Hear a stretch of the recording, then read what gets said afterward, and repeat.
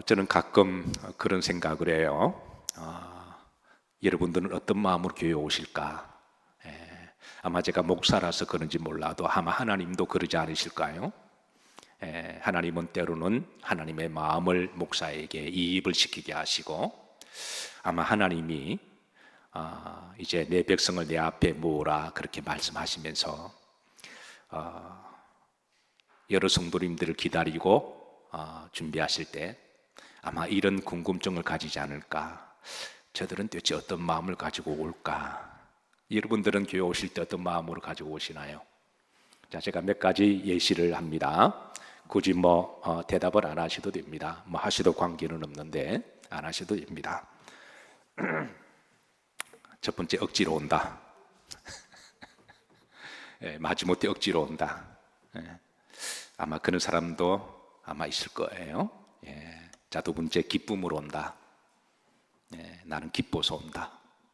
나는 이날만을 기다렸다. 좀 아멘 하시죠? 세 번째입니다. 나는 평안하게 온다. 나는 교회에 오면 불안은 사라지고 걱정과 염려는 사라지고 나는 하나님 품 안에 있는 것이 참 평안하다. 그래서 내가 평안히 눕기도 하고 자기도 하고 기도하기도 하고 예배하기도 하고, 아마 그렇게 오시는 분도 틀림없이 계실 거예요.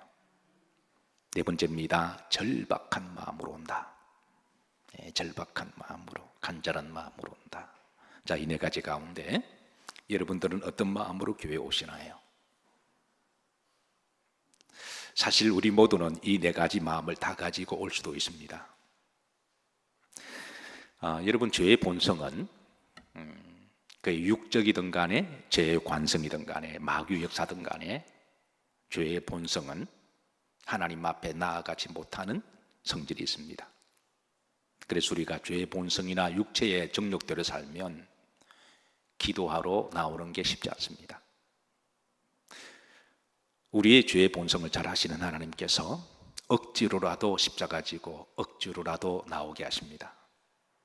아마 여러분들 중에 억지로 나온 분이 계실 거예요. 하나님은 다 보고 계십니다. 그래도 여러분 나오시는 게 좋습니다. 억지로라도 나오는 게 좋아요. 그런데 여러분, 기쁘게 나오신 분 계십니까? 신앙이 어느 정점에 이르게 되면 억지로가 아니라 기쁘게 즐겁게 나오게 돼요. 오늘 제가 이제 저는 가급적 예배 한 15분 전에 항상 나와서 기도로 준비합니다. 아마 여러분도 그러시겠지만, 제가 나와서 기도하는데 주일학교 아이가, 제가 누구라고 말하지는 않는데 몇몇 아이가 제게 달려와서 목사님 안녕하세요 라고 인사합니다. 저를 웰컴하는 그 어린아이 얼굴의 모습에 제가 참 기뻤습니다. 아마 그 아이는 틀림없이 기쁨으로 나왔을 거예요. 즐겁게 나왔을 겁니다. 그런 아이가 한 2명 되는데요. 우리도 하나님 앞에 나올 때 하나님, 제가 기쁘게 나왔습니다. 그렇게 나온다면 하나님 마음이 얼마나 좋을까요? 신앙도 습관입니다. 영성도 습관이 시작되는 거죠. 여러분, 앞으로 나오실 때마다 기쁘게 즐겁게 나오기를 주의 이름으로 축복합니다. 세 번째, 평안합니다.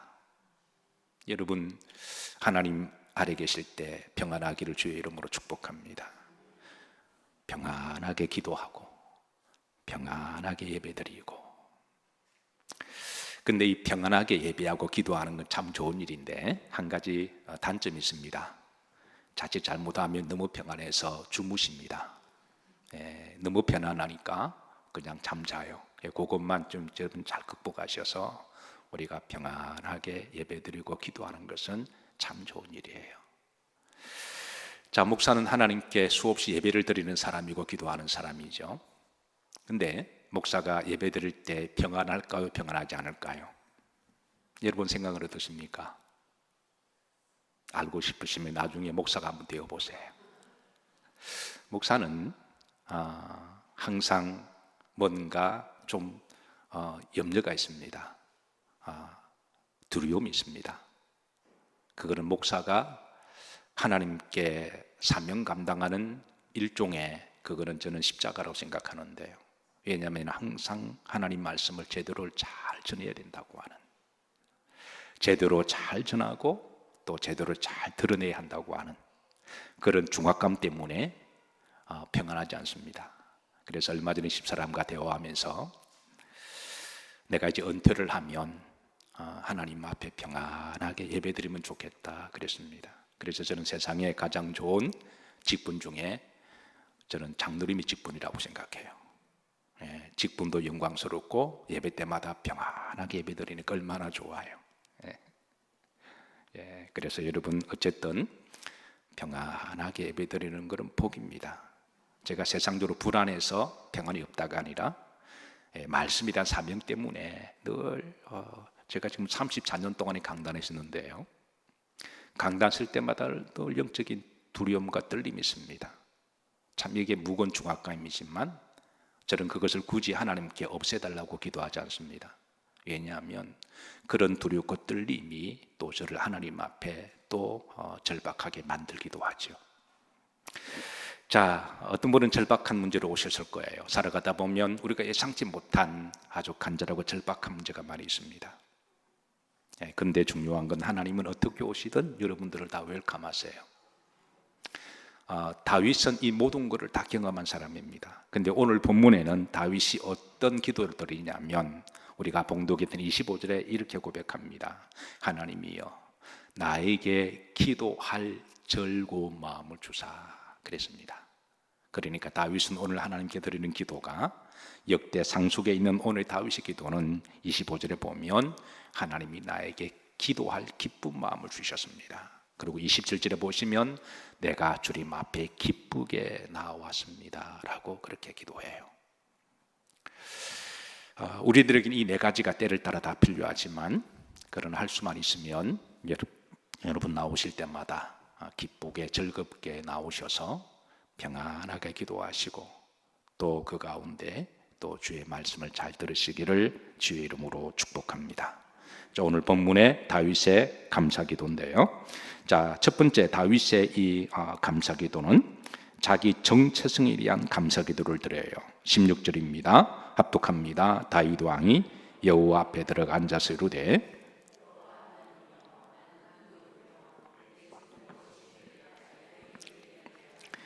다윗의 감사기도는 이렇게 시작합니다. 하나님 내가 누굽니까? 라고 자신을 되돌아봅니다. 자신의 정체성에 대한 기도고 하나님께 감사가 있습니다. 중반절에 보시면 내 집은 무엇이며 그랬습니다. 즉 자신의 집안도 가문도 대단한 집안이나 부유한 집안이나 명성이나 또 유명한 가문이 아닌 비천하고 이렇게 빈약한 가문임을 고백합니다. 그런데 후렴절을 보시면 나에게 이에 이르게 하셨나이다. 이런 내가 미천하고 배우지도 못하고 힘도 없고 빽도 없고 그렇다고 가문도 좋은 것도 아니고 부모의 힘도 있는 것도 아니고 부모의 사랑을 받아서 전폭적으로 사랑과 양육을 받은 것도 아닌데 어릴 때부터 막대기 하나 들고 들판을 누비면서 양을 치고 들짐승과 마주하면서 그렇게 비천하게 위험천만하게 살았는데 그런데 지나고 보니까 하나님은 다윗을 이렇게 존귀하게 하신 거예요. 17절에 보시면 나를 이렇게 존귀하게 하셨나이다. 이렇게 미친했던 자기를 17절에 보시면 나를 존귀하게 하셨고 18절에 보시면 나를 영예롭게 하셨다 그랬습니다. 영광스럽게 하셨다고 하시고 그러고 나서 다윗은 19절에 보면 나에게 하나님이 큰 일을 행하셨습니다 라고 고백하고 있습니다. 어쨌든 자랑할 것도 내세울 것도 그리고 많이 배운 것도 없고 그리고 똑똑한 것도 아니고 그렇다고 해서 사울 왕처럼 신체가 건장한 것, 사울 왕은 남들보다 머리가 하나가 더 있었으니까 옛날에 힘세고 신체 크고 싸움 잘하는 게 장땡이었잖아요. 그런데 다윗은 그러지 않았습니다. 그런 그가 결론적으로 하나님이 왕이 되게 하셨어요. 그래서 다윗은 지나온 세월을 돌아보면서 이렇게 무지랭이 같은 나를 내가 무엇인데 하나님 나를 이렇게 존귀하게 하시고 나를 영광스럽게 하셨습니까? 기본적으로 사랑하는 성도 여러분, 우리 그리스도인들은 거룩한 사람들이고 존귀한 사람들입니다. 아멘인가요? 예수님의 보혈로 우리가 죄를 사함을 받고 그리고 믿음으로 사는 사람이고 그리고 존귀한 자들인 줄로 믿으시기를 주의 이름으로 축복합니다. 우리는 기도할 때마다 자주 우리가 다윗처럼 자신을 돌아보며 주님 내가 누굽니까? 그래서 우리가 이런 기도를 해야 할 줄로 믿습니다. 어느 자수성가한 성도님이 계십니다. 이분은 교회에 오셔서 자주 어린 시절을 떠올리며 고생하고 미천했던 시절을 떠올리며 하나님께 감사 기도를 드린다고 그래요. 그리고 가끔 시간이 나면 어릴 때 홈타운에 가서 그 어릴 때 살았던 가난한 동네 그 힘든 장소를 돌아다니면서 그때 그 시절을 떠올리면서 초심을 다시 회복한다고 하는 것이죠. 이는 성경에 주께서 말씀하시기를 첫사랑을 회복하라 하는 것과 같은 맥락입니다. 바울도 자기 자신을 자주 돌보았습니다. 에베소서 2장절에 보면 그는 자주 이런 고백합니다. 합독합니다. 그는 허물과 죄로 죽었던 너희를 살리시도다. 하나님이 바울을 존귀하게 참 영광스럽게 사용하시지만 또 그에게 많은 기적도 일어나게 하시고 은사도 있게 하시고 어딜 가더라도 바울이 복음을 전하면 어떤 사람은 바울에게 눈이라도 빼줄 정도로 존경을 받고 그렇게 참으로 영광스럽게 하셨지만 그러나 바울은 자신을 늘 돌아보며 하나님 나는 한때 허물과 죄로 죽었던 사람이었는데 하나님이 나를 살려주셨습니다. 이 고백에는 여러분 신앙의 교만이 자리할 자리가 없습니다. 늘 자신을 돌아보고 겸손하게 자기 정체성을 고백하는 이 기도. 다윗은 그가 왕의 자리에서 초심으로 돌아가서 하나님 나는 원래 미천하고 무지랭이 같은 사람인데 나를 왜 이렇게 축복하시고 나를 존귀한 사람으로 만들어주시고 나를 거룩한 길로 가게 하시고 큰 일을 행하셨나이까. 이 기도가 여러분 기도할 때마다 항상 감사 기도가 있으시기를 주의 이름으로 축복합니다. 자, 두 번째 다윗의 이 감사 기도는요 하나님의 말씀에 대한 감사 기도인데요 17절입니다 17절에 다 같이 합독합니다. 하나님이여 주께서 이것을 오히려 작게 여기시고 또 종의 집에 대하여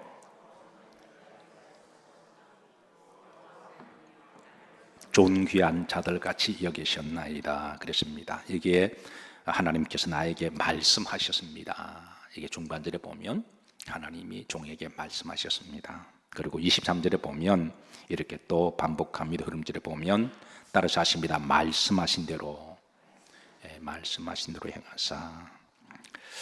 여러분 다윗은 감사의 사람이기도 하면서 동시에 말씀의 사람이었습니다. 다윗은 누구보다도 하나님께 예배가 진심이었습니다. 그 예배는 형식적인 예배가 아니었고 그 예배는 진심이었고 그리고 예배의 중심에는 하나님의 말씀이 항상 포지션을 하고 있죠. 예배의 중심에는 우리가 하나님의 말씀을 듣기 위해서 예배를 드리는 거죠. 그런 말씀을 사모했고 그런 믿음을 보고 하나님이 말씀을 주셨고 그리고 그런 말씀을 받았습니다. 그리고 말씀대로 살기를 애를 썼습니다. 그래서 다윗의 기도는 하나님 말씀을 주셔서 감사합니다. 그렇게 기도하는 거죠. 여러분은 기도하실 때마다 말씀에 대하여 감사 기도를 하시기를 주의 이름으로 축복합니다. 자, 세 번째 자신을 잘 하시는 하나님에 대한 기도입니다. 18절입니다. 합독합니다. 주께서 주의 종에게 베푸신 영예에 대하여. 이 다윗이 다시 주께 무슨 말을 하오리까? 주께서는 주의 종을 아시나이다. 하나님은 나를 아십니다.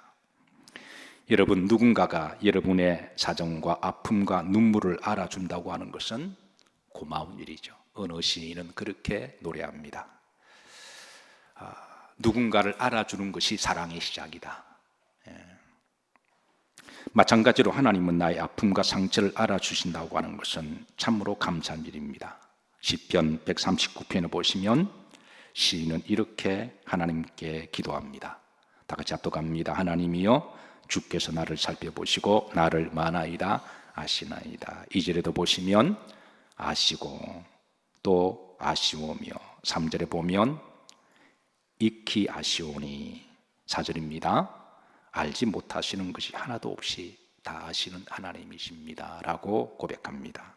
그리고 하나님이 나를 아시니까 거기에서 위로를 받습니다. 때로는 억울하고 원통한 일이 있어도 하나님은 아시니까 거기에 일일이 다 변명하거나 말대꾸하거나 따지지 아니하고, 왜? 하나님이 아시니까. 억울하고 답답해도 따라서 하시면 하나님이 아십니다. 오늘 이 시인의 고백은 하나님이 나의 모든 것을 알고 계신다는 거예요. 모든 걸 알고 계신다. 제가 매일 잘 사용하는 물건 중에 하나가 컴퓨터입니다. 저는 처음 전도사 시작할 때부터 앞으로 이 컴퓨터를 잘 쓰면 복음에 좋은 도구가 되겠다 싶어서 배웠습니다. 처음에는 독수리 타법으로 배웠습니다. 한 장을 치는데 7시간이 걸렸습니다. 독수리 타법으로 7시간. 그런데도 이제 점점 들어가면서 이제는 오해하지 마세요. 제 머리의 생각과 손은 거의 같이 갈 정도로 제게는 익숙해졌습니다.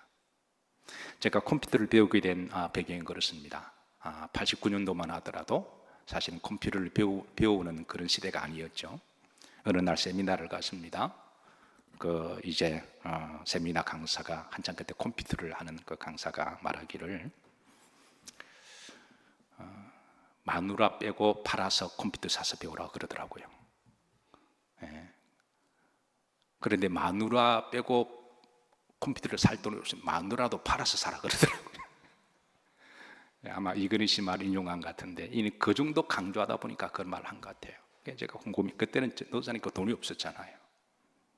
한 달에 제 사례가 5만 원이었는데 그때 컴퓨터가 꽤 비쌌거든요. 그래서 곰곰이 생각해, 왜 저런 말을 했을까? 아마 뭔가 이유가 있겠다 싶어서, 그래서 결국은 조금 모아서 컴퓨터를 샀습니다. 컴퓨터를 사고 만지면 고장 날 것 같아서 점 6개월은 바람만 보고 있었습니다. 그저 바람만 보고 있지. 6개월 동안 그렇게 째려만 보다가, 그래서 시작한 한 걸음 한 걸음이 지금은 제 나이 또래에 비해서 제가 좀 그런 컴퓨터를 잘 다루는데요. 제가 쓸 때마다 늘 그렇게 생각합니다. 나 개인 비서다. 정말 개인 비서입니다.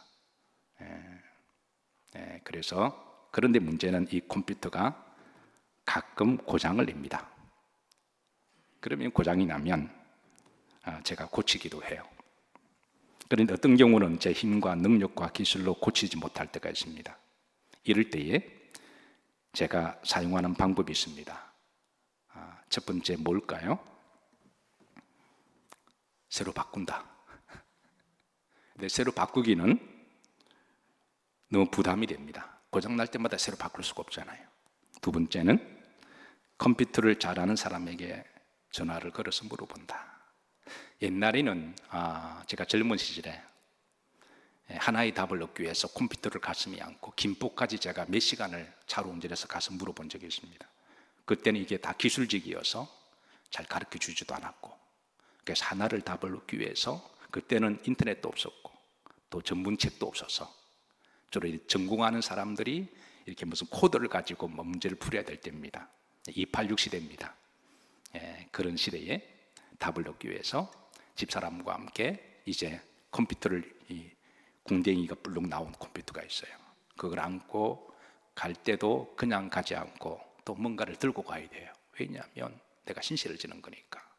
그래서 그렇게 또 하루를 허비하기도 했습니다. 그런데 어떤 경우는 그 전문하는 대학생도 모를 때가 있습니다. 그럴 때는 어떻게 해야 될까요? 최종적인 거는 본사에 전화해서 물어보면 됩니다. 왜냐하면 본사가 가장 잘 알기 때문에, 컴퓨터를 만든 회사가 가장 잘 알기 때문에 그런 것이죠. 마찬가지로 우리도 살다 보면 여기저기 고장이 날 때가 있습니다. 그래서 우리는 이 문제를 해결하기 위해서 때로는 자가 진단을 합니다. 스스로 해법을 찾기도 하고, 어떤 경우는 사람을 찾아가기도 합니다.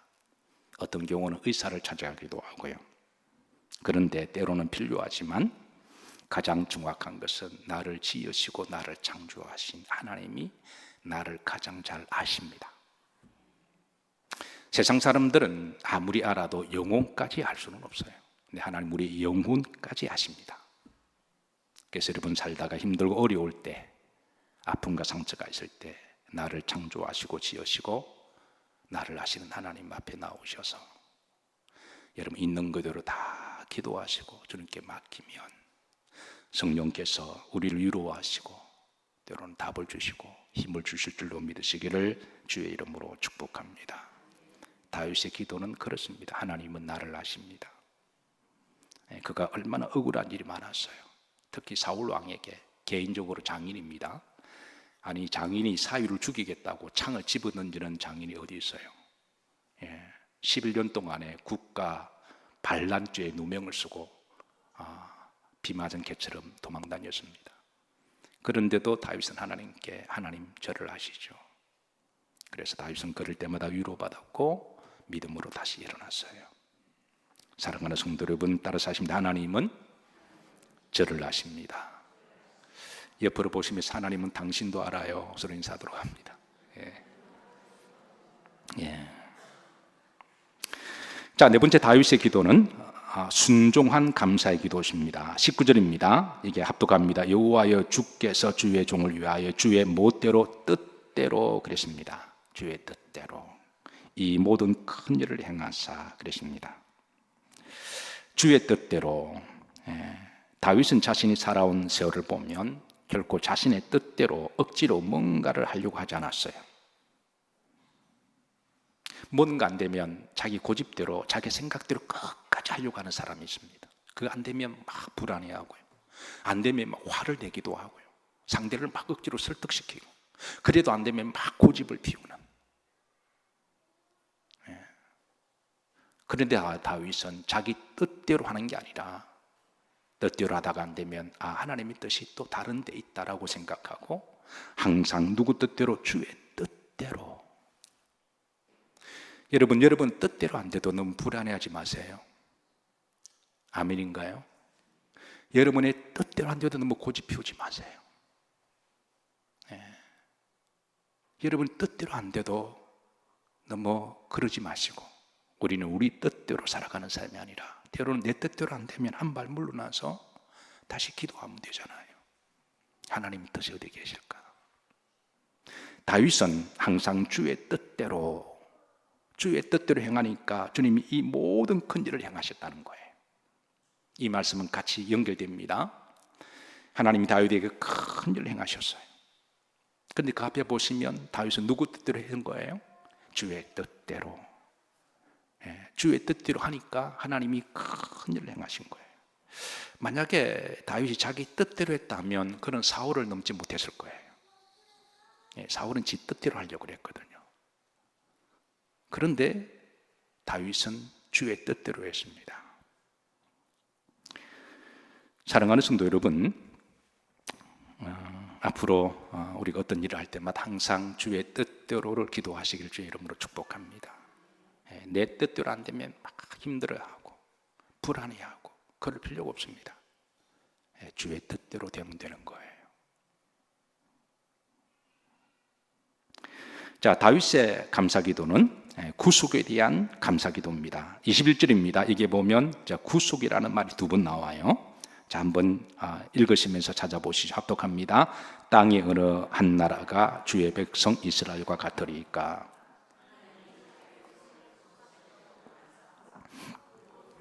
말미암아 이름을 얻으시고 애굽에서 구속하신 자기 백성 앞에서 모든 민족을 쫓아내셨사오. 여기에 구속이라는 말이 두 번 나오죠. 글자 그대로는 구속은 구원하기 위해서 뭔가 대가를 지불한 걸 이야기합니다. 그러니까 우리가 볼 때는 공짜지만 하나님은 대가를 지불하신 것이죠. 최고의 구속의 사건은 예수 그리스도의 십자가 사건입니다. 우리가 구원은 십자가의 은혜는 우리가 볼 때는 공짜지만 하나님은 대가를 지불하신 것이죠. 여러분 교회 오셔서 기도할 때마다 여러분 항상 십자가의 구속 은혜에 감사 기도하시기를 주의 이름으로 축복합니다. 특별히 성금요일 날은 우리가 더 그러하죠. 그래서 한 주간 지었던 허물과 죄를 예수님의 구속의 보혈로 깨끗하게 씻기시고 죄에서 자유함과 평안을 누리시기를 주의 이름으로 축복합니다. 우리는 다 실수하고 잘못합니다. 그러나 우리에게는 성금요일 밤에 기도가 있습니다. 여러분, 그것이 위로가 되고 힘이 되지 않나요? 우리가 새롭게 거듭날 수 있는, 새롭게 시작할 수 있는, 우리에게는 기도의 시간이 있고 장소가 있는 것은 복입니다. 교회를 한평생 다녀도 이 성금요일 밤에 기도를 알지 못하면 그 참으로 비극적인 거예요. 그 잘못을 어떻게 가슴에 안고 살려고 그래요? 죄는 어떤 식으로든 우리에게 흔적을 남기고, 어떤 식으로든 우리를 정죄하고, 어떤 식으로든 우리를 그 죄의 상처를 주는데 어떻게 그걸 안고 한평생 살아갈까요? 그래서 우리가 성금요일 밤에 기도의 비밀을 아는 것은 복입니다. 네. 따라서 하십니다. 나에게는 기도의 장소와 시간이 있습니다. 네, 여러분, 이게 복이죠? 이게 정말 복이에요. 자, 마지막 6번째입니다. 자, 다윗은 이제 하나님 주신 복을 누리며 살겠다는 기도인데요. 26절입니다. 합독합니다. 여호와여, 오직 주는 하나님이시라. 주께서 이 좋은 것으로 주의 종에게 마시고 허락하시고. 다윗은 고생을 참 많이 했습니다. 고생 끝에 낙이라고 하나님은 이제 다윗에게 좋은 것을 주셨고 허락하셨습니다. 다윗은 고백합니다. 허락하셨습니다. 27절입니다. 이제 주께서 종의 왕조에 뭘 주사? 복을 두사 주 앞에 영원히 두시기를 기뻐하시나이다. 여호와여, 주께서 뭘 주셨사오니? 복을 주셨사오니 이 복을 영원히 누리리이다. 그랬습니다. 아는 대로, 우리가 아는 대로 다윗은 충분히 고생할 만큼 고생했어요. 훈련을 받을 만큼 훈련했고, 연단을 받을 만큼 연단했고, 그리고 열심히 살았습니다. 성실과 정직하게 꾀부리지 아니하고, 어떤 문제가 왔을 때 온몸으로 부딪히며 정말 열심히 살았습니다. 그런 그 고생 중에도 하나님을 떠나거나 원망하거나 불평하지 않았어요. 그 고난 가운데도 감사하고 하나님 뜻을 찾으려고 애를 썼고, 문제를 피하는 게 아니라 정면으로 부딪히고 그런 믿음으로 나아갔습니다. 하나님께서는 그런 과정을 보시고 이제는 다윗에게 복을 주신 거죠. 우리가 예수님을 믿다 보면 때로는 힘들고 고난의 시간을 경험하기도 합니다. 그러나 하나님은 궁극적으로 우리에게 복을 주시길 원하십니다. 그리고 축복하실 때는 그 축복을 마음껏 누리길 원하세요. 그래서 우리 그리스도인들은 하나님의 때를 따라 축복을 주실 때 그 축복을 누리는 법도 알아야 합니다. 어떤 사람은 기독교를 너무나 지나치게 금욕적으로 생각한 나머지 하나님 주신 분복의 축복도 누리지 못하고 계속 그냥 금욕적으로 스스로 고행적으로 살아가는 사람들이 있는데요. 근데 그건 하나님의 뜻이 아닙니다. 하나님의 원래의 뜻은 하나님이 원복은 생육하고 번성하고 충만할지어다. 하나님 보시기에 좋으셨더라. 이게 하나님의 원래 복이었잖아요. 하나님은 축복의 하나님이십니다. 그래서 우리 그리스도인들은 고난이 왔을 때 고난을 받아들이고 잘 해석해야 하는 믿음이 있어야 하겠지만, 하나님이 축복을 하시면 축복을 누릴 믿음도 가지고 있어야 합니다. 시편 16편 6절에 이런 말씀이 있습니다. 합독합니다. 내게 줄로 자로 재워준 구역은 아름다운 곳에 있으며, 여기 보면 내게 줄로 재워준 구역, 여기 줄은 자를 말하거든요. 그러니까 하나님 우리에게 이렇게 줄로 정확하게 재워준 구역이 있다고 말씀하십니다. 하나님은 각자에게 그 사람에게 맞는 때와 또 그 때의 그릇을 보시고 그 사람에게 맞는 정확한 자로 재워준 구역이 있다라는 거예요. 그리고 그 때가 바뀌고 그 그릇이 커지면 또 그 때에 맞추어 하나님이 그 구역을 또 자로 지어서 더 넓혀주시는 하나님이십니다. 중요한 것은 하나님이 그때에 그 그릇에 맞게 정확하게 자로 줄로 재어준 구역이 있다는 거예요. 그리고 그 구역은 하나님의 기업이다라고 일러주십니다. 자, 6절 흐름들어 보시면, 자, 그곳은 누구의 기업이다? 나의 기업. 하나님이 그 사람에게 주신 하나님의 기업, 그 사람의 기업이 되게 하시다라는 거죠. 나의 기업을 다른 말로 분복이라고 말합니다. 분복은 그 사람이 맞는 맞춤형 복을 이야기를 하죠. 그리고 하나님은 이런 복을, 이런 기업을 이제 이렇게 말씀하십니다. 두 번 강조합니다. 따라서 하십니다. 아름답도다. 6절에 보시면 아름다운 곳에 있으며 실로 정말 아름답다라고 말씀하십니다. 성경은 우리 그리스도인들에게 기본적으로 두 가지 삶의 자세와 믿음을 레슨합니다. 첫 번째, 믿음으로 살아가는 삶의 자세죠.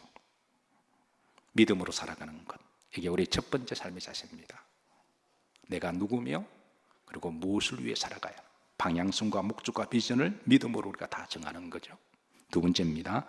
성실과 정직하게 열심으로 땀 흘려 최선을 다하는 삶의 자세입니다. 이렇게 살아가면 하나님이 그곳이 직장이든 그곳이 가정이든 그곳이 사업체든 간에 그 구역을 실로 아름답게 하십니다. 한 주의 영적 전쟁을 잘 마치고 나면 이제 우리 교회를 섬기는 사역자들과 간단하게 기도합니다. 그때 제가 늘 기도하는 것 중에 하나가 오늘도 수고 많이 하셨고, 그리고 기도할 때 하나님이여 거룩한 주일날 열심히 수고한 주의 종들이 오니 이제 안식의 복을 주옵소서. 주일날 열심으로 했으니 이제 안식의 복을 주시고 월요일 날은 또 잘 쉬게 하옵소서.